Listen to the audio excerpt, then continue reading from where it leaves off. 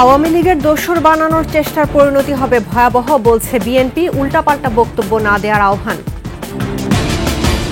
হাসিনার আমলে মডেল মসজিদ নির্মাণ প্রকল্পেও দুর্নীতি, বেহাল দশায় মুসল্লিদের ক্ষোভ। ফের শীতের দাপট, কনকনে হাওয়া আর ঘন কুয়াশায় বিপর্যস্ত জনজীবন।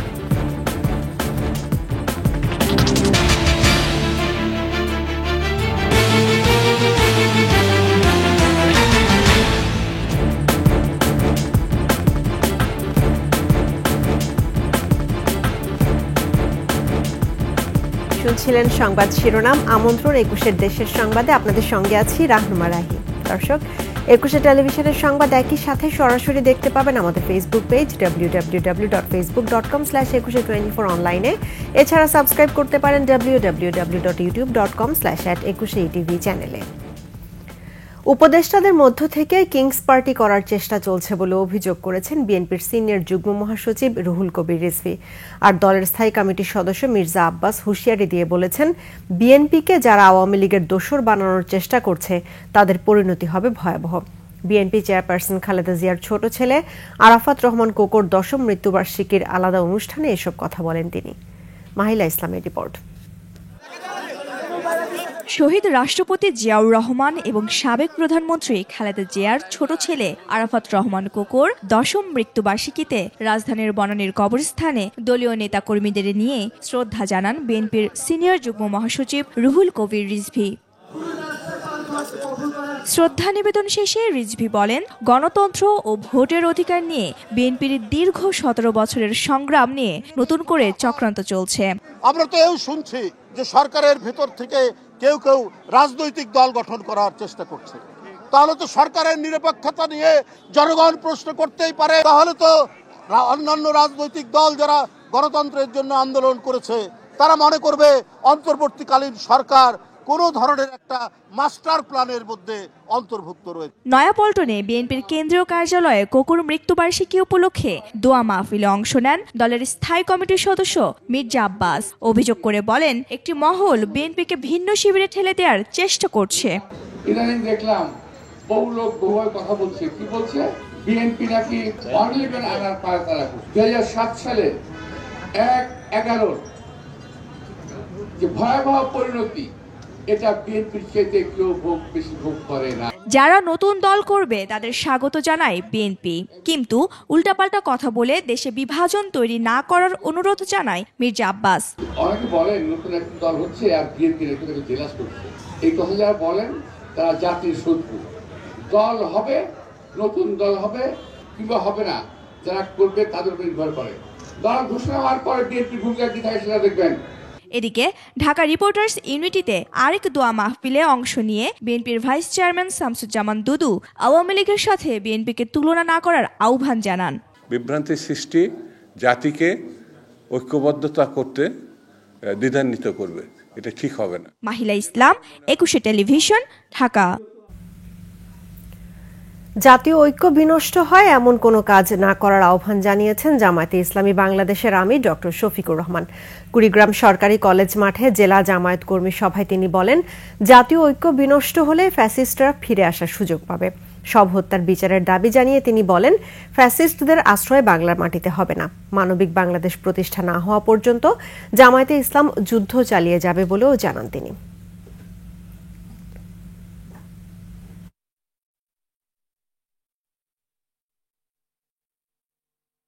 এমন কোন হঠকারী কাজকর্ম আমরা যেন কেউ না করি যার কারণে আমাদের জাতীয় ঐক্য নষ্ট হয়। আমরা যেন কেউ চুরিচামারি না করি, চাঁদাবাজি না করি, দখল বাণিজ্য না করি, ঘুষের ভাগ না বসাই, মামলা বাণিজ্য না করি এবং ফ্যাসিজম ফিরে আসে, ফ্যাসিস্টকে আমরা যেন কোনো ধরনের আশ্রয় প্রশ্রয় না। চট্টগ্রামের রাউজানে এক ব্যবসায়ীকে গুলি করে হত্যা করেছে দুর্বৃত্তরা। দুপুরে রাউজানের নোয়াপাড়া এলাকায় এই ঘটনা ঘটে। এ সময় দুর্বৃত্তদের গুলিতে অপর একজন গুলিবিদ্ধ হন। নিহত ব্যবসায়ীর নাম জাহাঙ্গীর আলম। স্থানীয়রা জানান, গতকাল বৃহস্পতিবার ব্যবসায়িক কাজ শেষে জাহাঙ্গীর মিয়ানমার থেকে ফেরেন। দুপুরে মোটরসাইকেলে করে নামাজ পড়তে মসজিদে যাচ্ছিলেন তিনি। এই সময় কয়েকজন যুবক তার মোটরসাইকেলের গতিরোধ করে। এক পর্যায়ে তারা জাহাঙ্গীরকে লক্ষ্য করে গুলি ছোড়ে। এতে গুলিবিদ্ধ হয়ে ঘটনাস্থলেই তিনি মারা যান। নিহত স্বজনরা জানান, চাঁদা না দেয়ায় এ হত্যাকাণ্ডের ঘটনা ঘটানো হয়েছে।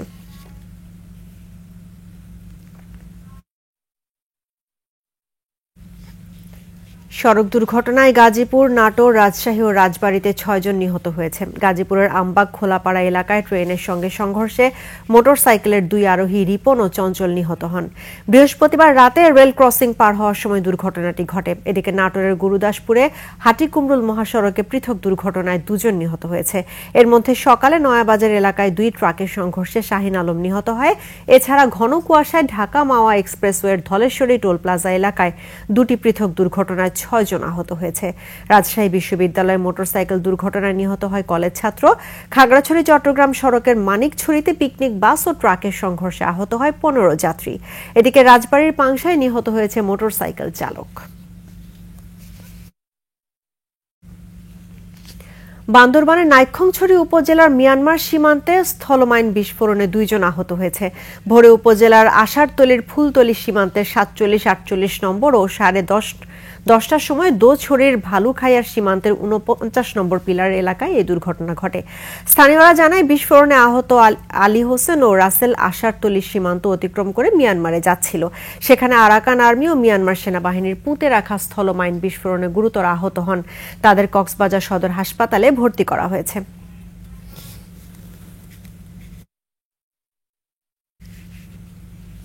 হাসিনার আমলে দুর্নীতি থেকে রক্ষা পায়নি মডেল মসজিদ নির্মাণ প্রকল্প।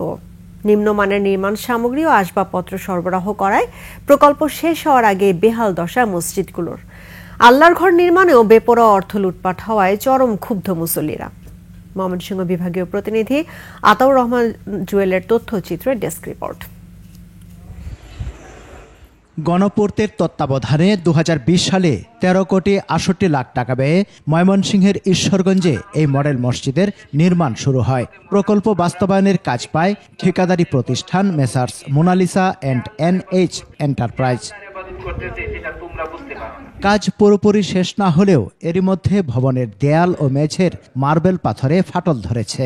ভালো ব্র্যান্ডের কাঠের আসবাবপত্র দেওয়ার কথা থাকলেও যা দেয়া হয়েছে তা একেবারেই নিম্নমানের। মুসল্লিরা বলছেন, যোগ সাজসের মাধ্যমে আল্লাহর ঘর মসজিদ নির্মাণে নিম্নমানের কাজ করে ঠিকাদার অর্থ লুটে নিয়েছে।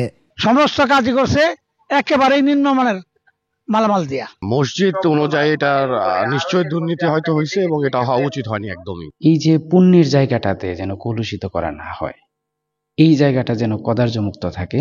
শুধু ঈশ্বরগঞ্জ নয়, জেলার নির্মাণাধীন 23টি মডেল মসজিদের একই অবস্থা।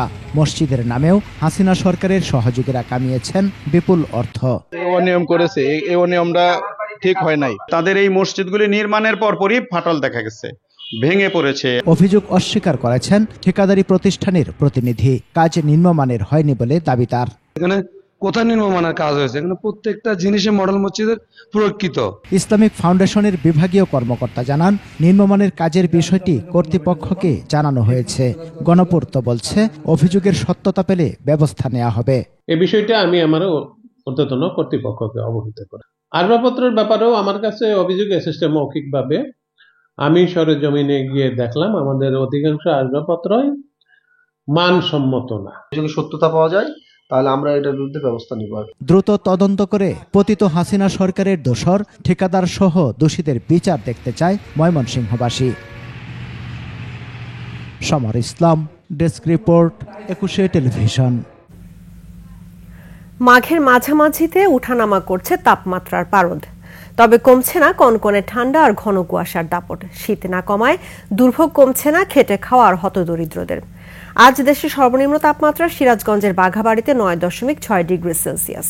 প্রতিনিধিদের সহায়তায় ডেস্ক রিপোর্ট। দেশের সবচেয়ে উত্তরের জনপদে বেড়েছে কুয়াশা আর ঠান্ডা, বেড়েছে দুর্ভোগ। হিমালয়ের কাছাকাছি হওয়ায় পঞ্চগড়ে হিম বাতাসে নাকাল মানুষ, বিপাকে দিনমজুর হতদরিদ্ররা।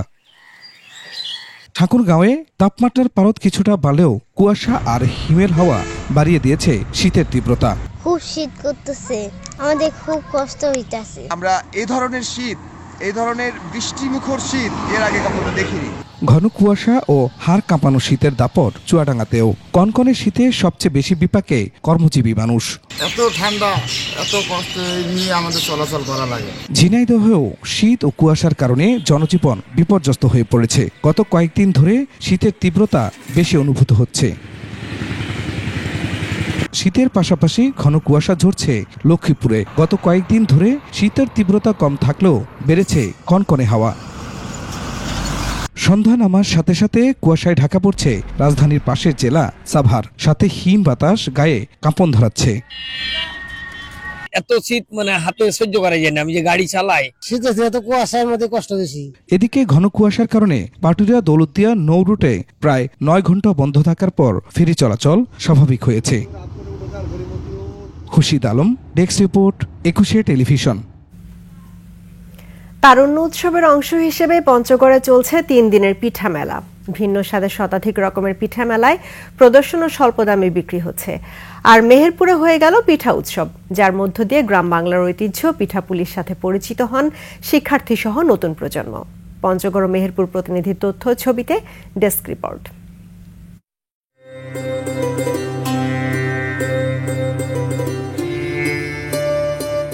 বাঙালির ঐতিহ্যকে তুলে ধরতে পঞ্চগড় স্টেডিয়ামে চলছে পিঠা উৎসব। ভিন্ন স্বাদের নানা আকৃতির তৈরি এসব পিঠার মৌ মৌ গন্ধে মন ভরে উঠছে। আঞ্চলিক নানান স্বাদের পিঠা মেলায় খেতে পারায় উচ্ছ্বসিত দর্শনার্থীরা, আর রসনাবিলাসী মানুষদের মুখে তুলে দিতে পারায় দারুণ খুশি উদ্যোক্তারা। বিভিন্ন ধরনের পিঠা আছে, খেলাম, ভালোই লাগলো। আগে আমি পরিচিত ছিলাম না অনেক পিঠার সাথে, এখানে এসে অনেক পিঠার সাথে পরিচিত হইলাম। পিঠার যে ধুমধাম উৎসব করে যেত, এটা কিন্তু ঘরে এখন দেখা যায়। হয়তো কিনে 2-1টা পিঠা খাচ্ছে, কিন্তু সেই স্বাদ, সেই ঘ্রাণ, সেই আবেগটাকে আমি আমার স্কুলে বাহারি পিঠার আয়োজনে সাজিয়েছি। নতুন প্রজন্মের মাঝে আমাদের যে বিভিন্ন ধরনের পিঠা আছে, সেই পিঠাগুলোকে তুলে ধরা, তারা যেন একই সাথে পিঠার বিভিন্ন ধরনের পিঠা সম্পর্কে তারা ধারণা লাভ করতে পারে, তারা একই সাথে এখানে তারা খেতে পারবে। মেলায় জেলার বিভিন্ন শিক্ষা প্রতিষ্ঠানের শিক্ষার্থী ও স্থানীয় উদ্যোক্তারা 50টি স্টলে তৈরি করছেন নানান স্বাদের পিঠা। এদিকে মেহেরপুর সরকারি কলেজ প্রাঙ্গণে হয়েছে তারুণ্যের মেলা ও পিঠা উৎসব। গ্রাম বাংলার হারিয়ে যাওয়া পিঠা তৈরি করে হাজির হন কলেজের শিক্ষার্থীরা। এমন উৎসব আয়োজন করতে পারায় খুশি তারা। 71 রকমের পিঠার আইটেম করেছি, তার ভিতরে কিছু সংখ্যক পিঠা যেগুলো আমরা জানি, আর কিছু পিঠা আমরা ইউনিক আইটেম নিয়ে আসার চেষ্টা করেছি। অনেক আইটেম তৈরি করেছিলাম, ওগুলো সেল হয়ে গেছে। তবে আগে যেগুলো পিঠা হতো গ্রামে, সেই পিঠাগুলো এখন পর্যন্ত আমাদের এখানে আছে। পৃথিবীর সব দেশেই কিন্তু সবাই তাদের কালচারকে ধরে রাখতে চেষ্টা করে। আমাদের দেশেও এই উদ্যোগটা একটু দেরিতে হলেও আগে থেকেই ছিল, কিন্তু এখন একটু বেশি উদ্যোগী হয়েছি আমরা। এর মাধ্যমে আমি আশা করি যে আমাদের যে গ্রাম বাংলার যে ঐতিহ্য নিয়েই আমরা বড় হয়েছি, বেড়ে উঠেছি, বা আমাদের অর্থনীতির সাথে সম্পর্কিত, সেগুলো উঠে আসবে। এমন আয়োজন থেকে নতুন ও পুরাতন পিঠাপুলির সাথে পরিচিত হন শিক্ষার্থী সহ সকলে। Masum আলিসা, desk report, 21 television. 5 মাস বন্ধের পর আবারও হিলি স্থলবন্দর দিয়ে শুরু হয়েছে সজনে ডাঁটা আমদানি। বৃহস্পতিবার বিকেলে ভারত থেকে ট্রাক যোগে 2.5 মেট্রিক টন সজনে ডাঁটা হিলি বন্দরে পৌঁছায়। প্রতি কেজি সজনের শুল্ক ছিল 22 টাকা। আমদানিকারকরা জানান, দেশীয় সজনে ডাঁটা উঠতে আরও কিছুদিন সময় লাগবে। এদিকে দেশের বাজারে সজনে ডাঁটার চাহিদাও অনেক। দেশের বিভিন্ন স্থান থেকে সজনে ডাঁটা কিনতে হিলি স্থলবন্দরে এসেছেন পাইকাররা। প্রতি কেজি সজনে ডাঁটার দাম পড়ছে 180 টাকা।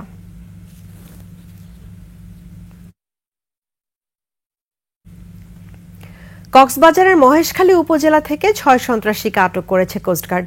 মহেশখালী উপজেলার ধলঘাটা এলাকায় কোস্টগার্ড এবং নৌবাহিনীর যৌথ অভিযানে তাদের আটক করা হয়। কোস্টগার্ড জানায়, বৃহস্পতিবার মাতারবাড়ি কয়লা তাপবিদ্যুৎ প্রকল্পের নির্মাণাধীন এলাকায় চাঁদাবাজি করতে ব্যর্থ হয়ে সন্ত্রাসী কর্মকাণ্ড চালানোর চেষ্টা চালায় ওই গ্রুপটি। ঘটনাস্থলে 5টি আগ্নেয়াস্ত্র, 13টি দেশীয় অস্ত্র ও 11 রাউন্ড তাজা গুলি উদ্ধার করা হয়েছে। আটককৃতদের বিরুদ্ধে আইনানুগ ব্যবস্থা নেওয়া হবে বলে জানায় কোস্টগার্ড।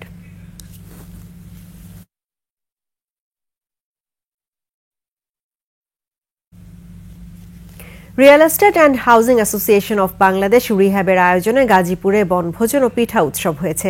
শ্রীপুরে গ্রিন ভিউ গলফ রিসর্টে এই আয়োজনে অংশ নেন রিহ্যাব সদস্য সহ প্রায় ২,০০০ মানুষ। দিনব্যাপী এই মিলন মেলায় ছিল বিভিন্ন খেলাধুলা, রাফেল ড্র ও সাংস্কৃতিক অনুষ্ঠান। রিহ্যাব সভাপতি মোহাম্মদ ওয়াহিদুজ্জামান একে রিহ্যাব পরিবারের মিলন মেলা হিসেবে উল্লেখ করেন।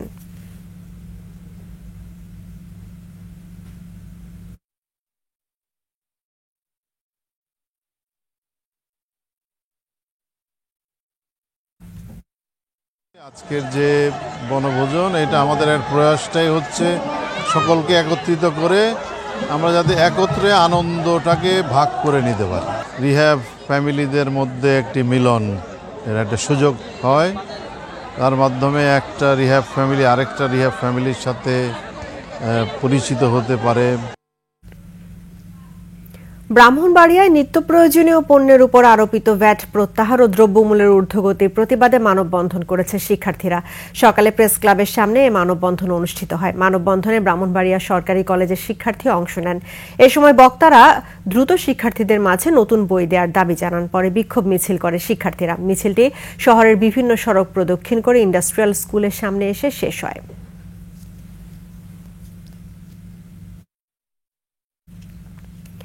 বিলুপ্তির পথে শত বছরের ঐতিহ্য ও সংস্কৃতির সাক্ষী মৃৎশিল্প। পরিবর্তনের আধুনিকতার ছোঁয়ায় প্রাচীন এই শিল্প তার জৌলুস হারাতে বসেছে। টিকে থাকা কঠিন হয়ে পড়েছে শিল্পীদের। আরিফুল ইসলাম সাব্বিরের তথ্যচিত্রে জানাচ্ছেন ইউসুফ হাসান নাইম। ধামরাইয়ের কুমারপাড়া প্রতিদিনের মতো আজও ভোরের বাতাসে মিশে আছে পোড়ামাটির ঘ্রাণ। কুমারের মুন্সিয়ানায় তৈরি হচ্ছে মাটির তৈজসপত্র। এজন্য শিল্প আর ঐতিহ্যের এক মেলবন্ধন। তবে সময়ের সাথে পাল্টে যাওয়া বাস্তবতা যেন ধাক্কা দিয়েছে এই প্রাচীন শিল্পকে। একসময় হাটবাজারে যে মাটির পণ্যের ছিল দারুণ চাহিদা, তা এখন প্রায় শূন্যের কোটায়। প্লাস্টিক ও আধুনিক সামগ্রীর বিস্তারে মাটির তৈজসপত্র ক্রেতাদের নজর থেকে হারিয়ে যাচ্ছে। ফলে অনেকেই বাধ্য হয়ে পেশা পরিবর্তন করছেন।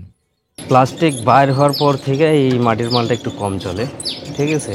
তবে এই কাজ করেই আমাদের মোটামুটি সংসার চলে। এখানে মাল শুকানোর পরে পুরা হয়, বিভিন্ন জায়গায় ব্যবসায়ীরা নিয়ে যায়। তারা জানালেন মাটি, জ্বালানি ও পুঁজি সংকটের কথা। আমার তো কই আমার মালের ব্যবসাটা তোমরা নিয়ে যাও, আমাকে বেতন দাও, আমরা করি, তোমরা বেচাকেনি করো, তা তো নেই না। সরকারের সুদৃষ্টি ও পৃষ্ঠপোষকতা দরকার বললেন ব্যবসায়ীরা। আমাদের দেশ থেকে যদি বাইরে আমরা এক্সপোর্ট ইম্পোর্ট করতে পারি, তাহলে এখানে বৈদেশিক মুদ্রাও এখানে আনা সম্ভব আমাদের দেশের জন্য। ঐতিহ্যবাহী এ শিল্প রক্ষায় নানা পরিকল্পনার কথা জানান উপজেলা নির্বাহী কর্মকর্তা। লোন প্রাপ্তির ক্ষেত্রেও যদি তারা আমাদের কাছে আসে, অবশ্যই আমরা এটা লোনের জন্য কিভাবে ব্যবস্থা করা যায় সেই ব্যবস্থাটা নেওয়া হবে। এবং জায়গা থেকে বিভিন্ন সফট স্কিল ট্রেনিংয়ের আমাদের বরাদ্দ আসে, যদি এটা বরাদ্দগুলো আসে আমরা তাদেরকে দক্ষ কারিগর তৈরির একটা প্রশিক্ষণ আয়োজন করব। আধুনিকতার মাঝেও জাপান, চায়না, কোরিয়া ও ভারত মৃৎশিল্পের ঐতিহ্য ধরে রেখেছে, কিন্তু দেশের চিত্র একেবারেই উল্টো। শিল্পটিকে রক্ষায় কার্যকর উদ্যোগ নেওয়ার দাবি সংশ্লিষ্টদের। Yusuf Hasan Naim, desk report, ২১ television. আর এরই সঙ্গে শেষ করছে ২১ দেশের সংবাদ। তবে যাবার আগে সংবাদ শিরোনামগুলো জানাবো আরো একবার। আওয়ামী লীগের দোসর বানানোর চেষ্টার পরিণতি হবে ভয়াবহ, বলছে বিএনপি। উল্টাপাল্টা বক্তব্য না দেওয়ার আহ্বান। হাসিনার আমলে মডেল মসজিদ নির্মাণ প্রকল্পেও দুর্নীতি, বেহাল দশায় মুসল্লিদের ক্ষোভ। ফের শীতের দাপট, কনকনে হাওয়া আর ঘন কুয়াশায় বিপর্যস্ত জনজীবন।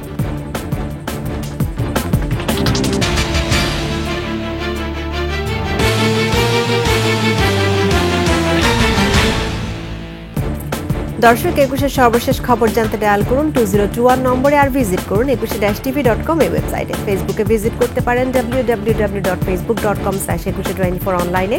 এছাড়া সাবস্ক্রাইব করতে পারেন www.youtube.com/@21etv চ্যানেলে। এতক্ষণ সঙ্গে থাকার জন্য ধন্যবাদ।